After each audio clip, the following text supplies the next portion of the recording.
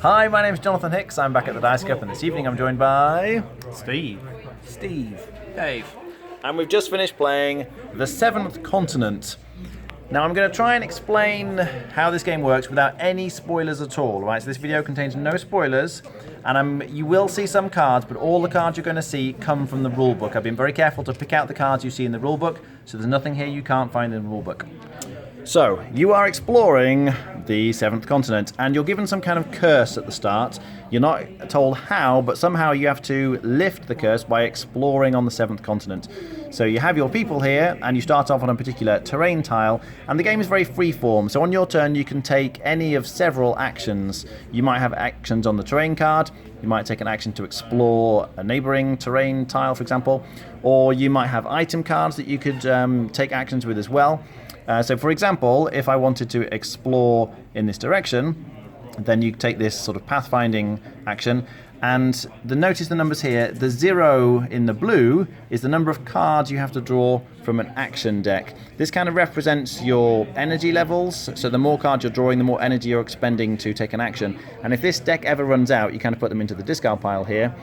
Then you don't die immediately, but you're in grave risk of dying. So you've really got to watch your energy levels. There are various ways of getting cards from the discard pile back into the action deck to kind of replenish your energy.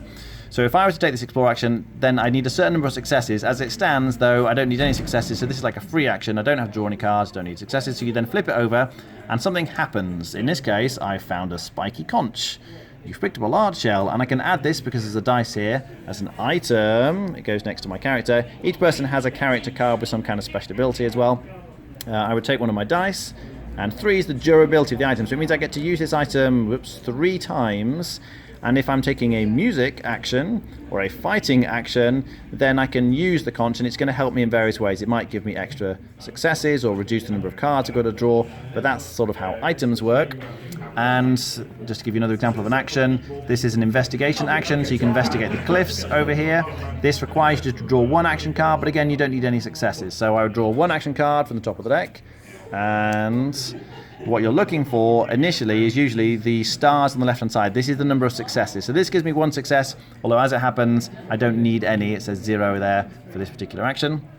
But then having drawn some action cards, you get to keep one of them, so that it goes into your hand. And at the moment, this just represents an idea. So I've got an idea to make a shovel. If I take a craft action, that would need 3 cards to be drawn. But if I have any bamboo on my terrain tile or any stone, and if you look on this particular tile, there is stone on my tile. So I could try and make a shovel. I could draw 2 fewer cards. So instead of drawing 3 cards, I would only have to draw 1 card. And then I could make the shovel. It would become another item. Here it go in front of me. And then I could use this item when digging, fighting, or trying to unlock something. And again, it would help me in various ways. Once you've done that, then you draw a particular numbered card. This is kind of the result of your exploration. So we take card 005, and there's some kind of flavor text. You stand before a nearly 50-foot high rocky peak. And this goes here to indicate where the action is coming from, but now there's another action I can take here.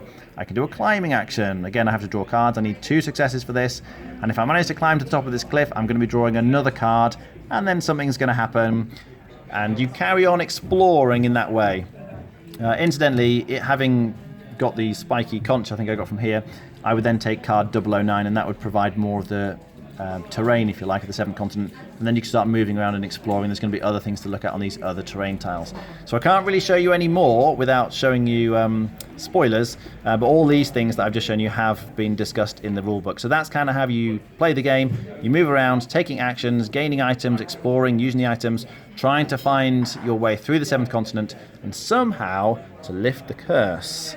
All right, what do we think? It's an incredibly well-designed game. It's kind of a bit like a sandbox that you can do any action at any point. You've just got to wait for the previous action to finish. So Dave and Steve might go exploring, whereas Jonathan might go and fight something, or whatever that might be. That's really nice. You've also got the opportunity to, when you draw your action cards, anyone involved in helping that action can keep one of those cards. So if I help Jonathan inspect this tile and he turns out a card that I would like, I mean, maybe it's a raft or some sort of weapon or some sort of one of my personal character cards, if I've helped Jonathan, I can take it. The downside of helping someone is that you can get injured. And I did an action earlier by myself, which got me injured. And if everyone else had have joined me on that, we'd have all been injured, and that would have been a really bad thing. It's just, the graphic design's very good. The options you can do, it fits together so well. There's no broken bits. You can't kind of turn over the tile in the wrong order so that it doesn't make sense in the story. It's just very well done. In some games you'll play through and you'll find different items along the way that allow you to do different actions and kind of travel or get through different parts of the board in a different way. Okay, Steve? I thought this was a really, really enjoyable game, very much in the way of a choose-your-own-adventure game that you'd find in the 80s books that I used to get when I was younger. Really, really good, really well-made game. I don't want to say too much because knowing me I'll probably spoil it, but it was very enjoyable when Steve got injured. Okay, David? Yeah, it's very much my bag. I love the storytelling of it. I love the kind of being able to do sort of what you want to do. Playing it with other people is interesting as well. It's not just a solo experience because you bounce ideas off of them and stuff that they do. You can kind of role play a little bit and kind of bring some more fun out of it. It's great. Okay, rating? Thumbs up. Okay. I'll give it a 7. All right. It's not my sort of game, but for what it is, it's incredibly well designed. I've never played anything like it. It's very, very good. I'm never going to play this again because it's just not something I want to invest my time in, because it's like 20 hours playthrough if you play the whole thing. But if this is the sort of thing that you like, you will love it. Okay. I do love it. It is exactly my kind of game. I loved the Choose Your Own Adventure books as a kid, and I've played this with another group a lot more. I've played this for hours and hours and hours, and I already feel like we're just barely scratching the surface. There's so much to discover. The continent is huge that you can potentially explore, and the curse provides you with a kind of route through the continent, so it has some suggestions about where you should be going in order to lift the curse, although we still haven't managed to get to the point of lifting that first curse. Because there is just so much to do.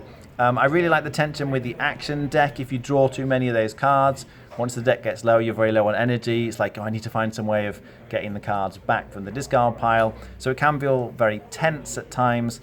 It's very well written. All the flavor text on the card really puts you there. The story is told very well. Lots of interesting events. There's a certain amount of a randomness with the sort of cloudy, foggy cards that I showed you. They're always different each time. The terrain cards, though, are going to be the same each time. So it is a fixed continent that you're discovering with randomness and variability thrown in as well, if you like. So I'm a huge fan of this. It's easily the best adventure game I've ever played, and it's one of the best games I've ever played, period. Is definitely going right into my top 10 games of all time, if you like. I'd be on easily a 9 out of 10. This might even go to a 10 out of 10. Depending on future hours of play and how that story develops. But I'm really looking forward to playing this more and more and more. All right, thanks very much for watching. That was The Seventh Continent.